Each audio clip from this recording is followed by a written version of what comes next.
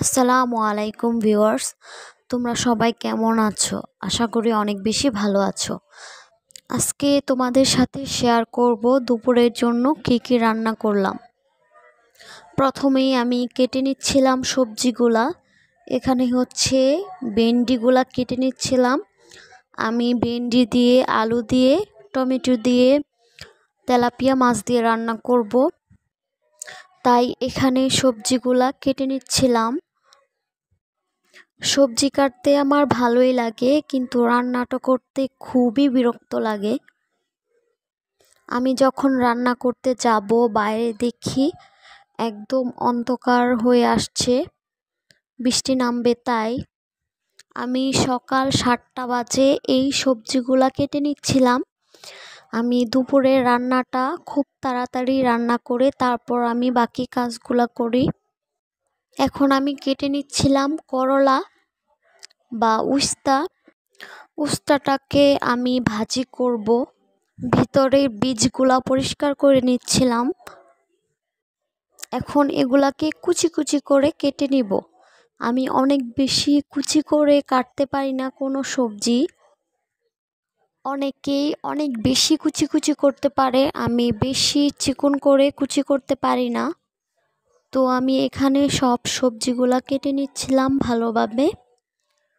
সবজিগুলা কাটার পর যদি বৃষ্টি থামে তাহলে আমি রান্না করতে চলে যাব। এখানে আমি সবজি কাটছিলাম আর রুবাইয়ের সাথে কথা বলছিলাম।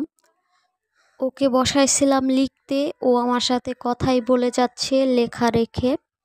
আমার সবজি প্রায় কাটাকাটি শেষ। এখন আমি কেটে নিব পেঁয়াজটাকেও ভালোভাবে কুচি কুচি করে কেটে নিব ভাজির জন্য। এখানে আমি মাছটাকে ফ্রিজ থেকে নামিয়ে নিয়েছিলাম, মাছটা বরফ গলে গেছে। তো এখন আমি মাছটাকে ভালোভাবে ধুয়ে নিয়েছি। এখন দেখি বাইরের কি অবস্থা। বাইরে গিয়ে দেখি বৃষ্টি প্রায় নেমে গেছে। তো এখন আর আমার রান্না করা সম্ভব না। এখন প্রায় 9:30 বাজে। এখন আমি রান্না করতে চলে যাব। মাছগুলাকে মরিচ হলুদ দিয়ে মেখে নিচ্ছিলাম, এগুলাকে ভালোভাবে ভেজে নিব। মাখা শেষ, এখন চলে যাব কড়াইতে। মাছগুলাকে একে একে তেলে ছেড়ে দিলাম। আর এখানে প্রায় ভাজা হয়ে গেছে, উল্টিয়ে পাল্টিয়ে নিচ্ছিলাম। এখন নামিয়ে নিব সব মাছগুলা। নামিয়ে নেওয়া হয়ে গেছে। এখন আমি এখান থেকে আলুগুলা ভেজে নিব। আলুগুলাকে ভালোভাবে ভেজে নিব আমি। ভালোভাবে উল্টিয়ে পাল্টিয়ে দিচ্ছিলাম, নেড়েচেড়ে নিচ্ছিলাম। আলুটা ভেজে না নিলে তরকারিটা ভালো লাগে না, আমাদের এভাবে খেয়ে অভ্যাস। আর এখন আমি টমেটোগুলো একটু ভেজে নিচ্ছিলাম। আমি সবগুলো সবজি নামিয়ে নিয়েছি। এখানে পেঁয়াজ দিয়ে পেঁয়াজটা নেড়েচেড়ে ব্রাউন কালার করে নিব।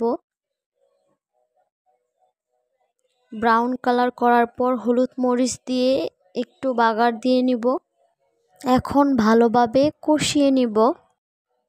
আরেকটা চুলাতে আমি করলা ভাজি করার জন্য এখানে পেঁয়াজ দিয়ে দিয়েছি। পেঁয়াজগুলা একটু ব্রাউন কালার হয়ে আসলে আমি এখানে করলাগুলা দিয়ে দিব। ব্রাউন কালার হয়ে এসেছে, এখন আমি করলাগুলা সবগুলা উঠিয়ে দিয়ে দিব। আর এই দিকে আমার তরকারির মশলাটা কষে এসেছে। আর এখানে আমি উস্তাটা একটু লবণ দিয়ে নাড়াচাড়া দিয়ে নিচ্ছিলাম। আর মশলাটা একটু নাড়াচাড়া দিয়ে এখানে ভেন্ডিগুলা দিয়ে নিচ্ছিলাম, দিয়ে ভালো করে নাড়া দিচ্ছিলাম। আর ভাজিতে কাঁচামরিচ দিয়ে দিলাম। আর এখানে ঢেঁড়সের মধ্যে সব সবজিগুলা দিয়ে দিলাম।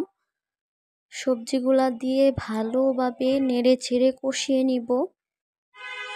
অনেকক্ষণ যাবৎ ভালোভাবে কষিয়ে নিতে হবে। এখানে আমি একটু লবণ দিয়ে নিলাম। লবণ দিয়ে ভালোভাবে নেড়ে ছেড়ে কষিয়ে নিব। ভালোভাবে কষিয়ে নেওয়ার পর আমি তরকারিতে এখন পানি দিয়ে দেব। আমি তরকারিতে একটু ঝোল ঝোল রাখবো, তাই পানি একটু বেশি দিয়েছি। আর এখানে করলাটা ভালোভাবে নেড়েচেড়ে নিচ্ছিলাম।